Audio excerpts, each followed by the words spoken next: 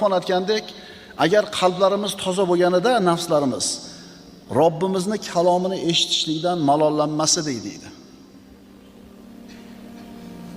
Yana bir o'ylab ko'ringlar shu gapning ma'nosini. Agar qalblarimiz, nafslarimiz pokiza bo'lganida Robbimizning kalomini eshitishdan malollanmas edik.